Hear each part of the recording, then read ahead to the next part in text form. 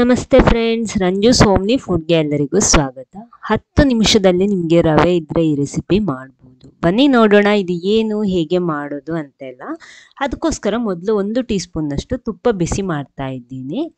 Stove on ಮಾಡಿಟ್ಕೊಂಡಿದ್ದೀನಿ. ಅದಕ್ಕೆ ನೋಡಿ, ನಾನು ಇವತ್ತು ಗ್ಲಾಸಲ್ಲಿ ಅಳತೆ ತಗೊಂಡಿರೋದು. ಈ ಗ್ಲಾಸಲ್ಲಿ 1 ಗ್ಲಾಸ್ನಷ್ಟು ರವೆ ತಗೊಂಡಿದ್ದೀನಿ. ನಾನಿಲ್ಲಿ ಬಾಂಬೆ ರವೆ ತಗೊಂಡಿರೋದು. ಚಿರೋಟಿ ರವೆ ಬೇಕಿದ್ರೆ ಅದು ತಗೋಬಹುದು. ಇನ್ನು ಇದನ್ನು ಸ್ವಲ್ಪ ಹುರಿಬೇಕು. ನಾನಿವತ್ತು ಗ್ಲಾಸ್ ತಗೊಂಡಿರೋದಂದರೆ ನಾವು ಇವಾಗ ಯಾವ ಗ್ಲಾಸಲ್ಲಿ ಯಾವ ಕಪ್ಪಲ್ಲಿ ತಗೋತೀವೋ ಅದೇ ಅಳತೆಯಲ್ಲಿ ನೆಕ್ಸ್ಟ್ ಕೂಡ ನಾವು ಅದಕ್ಕೆ ಸೇರಿಸಬೇಕು ಬಾಕಿ ಇರುವ ಇಂಗ್ರೀಡಿಯೆಂಟ್ಸ್. ಅದಕ್ಕೋಸ್ಕರ ನೋಡಿ, ನಾನು ಸ್ವಲ್ಪ ಚೆನ್ನಾಗಿ ರೋಸ್ಟ್ ಮಾಡ್ಕೊಂಡಿದ್ದೀನಿ, ನಾನು ಹುರ್ಕೊಂಡಿದ್ದೀನಿ. ಇವಾಗ ಕರೆಕ್ಟ್ ಆಗಿದೆ. ಇನ್ನು ಇದಕ್ಕೆ ನಾನಿಲ್ಲಿ ಹಾಲು ಸೇರಿಸ್ತಾ ಇರೋದು. ನಾವಿಲ್ಲಿ 1 ಗ್ಲಾಸ್ ರವೆಗೆ ನಾನಿಲ್ಲಿ 3 ಗ್ಲಾಸ್ ಹಾಲು ಸೇರಿಸ್ತಾ ಇದ್ದೀನಿ. ಮೊದಲು ನೋಡಿ 1 ಗ್ಲಾಸ್ ಫುಲ್ ಹಾಕ್ಕೊಂಡಿದ್ದೀನಿ. ಅದೇ ರೀತಿ ಇನ್ನೊಂದು ಗ್ಲಾಸ್ ಕೂಡ ಹಾಕ್ತಾ ಇದ್ದೀನಿ. ಹಾಕ್ಬಿಟ್ಟು ಒಂದ್ಸಲ ಚೆನ್ನಾಗಿ ಮಿಕ್ಸ್ ಮಾಡ್ಕೊಳ್ಳಿ. ಯಾಕಂದರೆ ರವೆ ಬೇಗ ಗಟ್ಟಿ ಆಗುತ್ತೆ ಅಲ್ವಾ. ಫ್ಲೇಮ್ ಮಾತ್ರ ಕಡಿಮೆ ಉರಿಯಲ್ಲಿಟ್ಟೆ ಮಾಡಬೇಕು. ನೋಡಿ, ಈ ರೀತಿ ಫುಲ್ಲಾಗಿ ಒಂದ್ಸಲ ಗಂಟಿಲ್ಲದೆ ಇದನ್ನೊಂದ್ಸಲ ಮಿಕ್ಸ್ ಮಾಡ್ಕೊಳ್ಳಿ. ಫುಲ್ಲಾಗಿ ಈ ಹಾಲಲ್ಲೇ ರವೆ ಚೆನ್ನಾಗಿ ಬೇಯಬೇಕು. ನೋಡಿ, ಫುಲ್ಲಾಗಿ ಮಿಕ್ಸ್ ಆಗಿದೆ. ಇವಾಗ ಇನ್ನು ಉಳಿದಿರುವಂತಹ 1 ಕಪ್ ಹಾಲು ಕೂಡ, 1 ಗ್ಲಾಸ್ ಹಾಲು ಕೂಡ ಸೇರಿಸ್ತಾ ಇದ್ದೀನಿ. ಇನ್ನು ಇದನ್ನು ಮಾಡುವಾಗ ನಾವು ಕಡಿಮೆ ಉರಿಯಲ್ಲಿಟ್ಟು ಮಾಡಬೇಕು. ನಾವು ಇವಾಗ ಹೈ ಫ್ಲೇಮಲ್ಲಿ ಇಟ್ಟರೆ 10 ನಿಮಿಷ ಬೇಡ, 2 ನಿಮಿಷದಲ್ಲಿ ಇದು ರೆಡಿ ಆಗುತ್ತೆ. ಹಾಗಲ್ಲ, ಕಡಿಮೆ ಉರಿಯಲ್ಲಿಟ್ಟು ಹಾಲು ಚೆನ್ನಾಗಿ ಕುದಿ ಬಂದು ಹಾಲನ್ನೆಲ್ಲ ಎಳ್ಕೊಂಡು ನಿಧಾನಕ್ಕೆ ಬರಬೇಕು. ಹಾಗಿದ್ರೆ ಮಾತ್ರ ಇದರ ರುಚಿ ನಮಗೆ ಕರೆಕ್ಟಾಗಿ ಪರ್ಫೆಕ್ಟಾಗಿ ಸಿಗೋದು. ಹಾಲು ಚೆನ್ನಾಗಿ ಕುದಿ ಬಂದು ಅದು ಫುಲ್ಲಾಗಿ ಆರುವಾಗ ಚೆನ್ನಾಗಿರುತ್ತೆ, ಟೇಸ್ಟ್ ಚೆನ್ನಾಗಿ ಬರುತ್ತೆ. ಇನ್ನು ಸ್ವಲ್ಪ ಟೇಸ್ಟ್ ಬ್ಯಾಲೆನ್ಸ್ ಆಗೋದಕ್ಕೆ 1 ಸಣ್ಣ ಕಲ್ಲಿನಷ್ಟು ಉಪ್ಪು ಹಾಕ್ಕೊಂಡಿದ್ದೀನಿ. ನೋಡಿ, ಇನ್ನು ಅದನ್ನೆಲ್ಲ ಮಿಕ್ಸ್ ಮಾಡ್ಕೊಳ್ಳಿ. ಈ ರೀತಿ ಇದು ನೋಡಿ ಸೆಟ್ ಆಗ್ತಾ ಬರ್ತಾ ಇದೆ. ನಿಧಾನಕ್ಕೆ ಈ ರೀತಿ ಮಿಕ್ಸ್ ಮಾಡ್ತಾ ಬನ್ನಿ.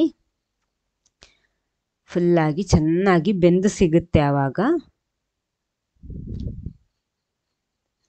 ನೋಡಿ, ಪುನಃ ಗಟ್ಟಿ ಆಗ್ತಾ ಬಂದಿದೆ. ಇವಾಗ ಸೆಟ್ ಆಗಿದೆ, ಚೆನ್ನಾಗಿ ರವೆ ಎಲ್ಲ ಬೆಂದು ಸಿಕ್ಕಿದೆ.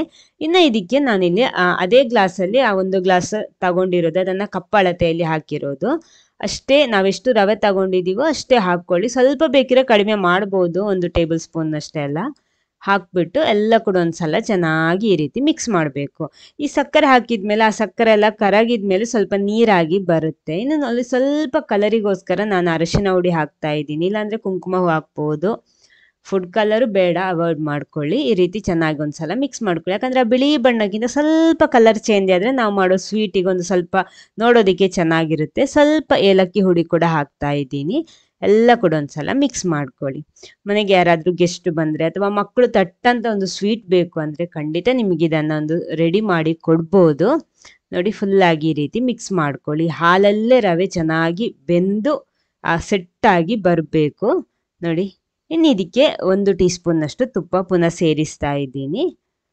ಎಲ್ಲ ಕೂಡ ಒಂದ್ಸಲ ಮಿಕ್ಸ್ ಮಾಡಿಬಿಟ್ರೆ ನಮ್ಮ ರೆಸಿಪಿಲಿ ರೆಡಿ ಆಗುತ್ತೆ. ಇನ್ನು ಸ್ವಲ್ಪ ತಳ ಬಿಟ್ಟು ಬಂದರೆ ಸಾಕು. ನೋಡಿ, ಫುಲ್ಲಾಗಿ ಈ ರೀತಿ ಮಿಕ್ಸ್ ಮಾಡಿಬಿಟ್ಟು ನೋಡಿ, ಇವಾಗ ಕರೆಕ್ಟಾಗಿ ತಳ ಬಿಟ್ಟು ಬರ್ತಾ ಇದೆ, ಸಾಕು. ನಮಗೆ ಸ್ಟವ್ ಆಫ್ ಮಾಡ್ಬೋದು. ಆಫ್ ಮಾಡಿಬಿಟ್ಟು ತುಪ್ಪ ಸವರಿದ ಪ್ಲೇಟಿಗೆ ಹಾಕಿಟ್ರೆ ಆಯಿತು. ನೋಡಿ, ನಾನು ಇದನ್ನು ಈ ಪ್ಲೇಟಲ್ಲಿ ಸೆಟ್ ಮಾಡ್ತಾ ಇದ್ದೀನಿ.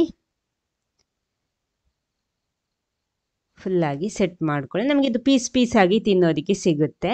ಸೆಟ್ ಮಾಡಿಬಿಟ್ಟು ಇನ್ನು ಸ್ವಲ್ಪ ನಿಮಗೆ ಬೇಕಿದ್ರೆ ಇದರ ಮೇಲ್ಗಡೆ ಸ್ವಲ್ಪ ನಟ್ಸ್ ಅಂದರೆ ಗೋಡಂಬಿ, ಬಾದಾಮು, ಪಿಸ್ತಾ ಅದೆಲ್ಲ ಹುಡಿ ಮಾಡಿ ಹಾಕ್ಬೋದು. ನೋಡಿ, ನಾನೆಲ್ಲ ಹುಡಿ ಮಾಡಿ ಇಟ್ಕೊಂಡಿದ್ದೀನಿ. ಹುಡಿ ಅಂದರೆ ಕ್ರಷ್ ಮಾಡಿರೋದು, ಚಾಕು ಉಪಯೋಗಿಸ್ಕೊಂಡು.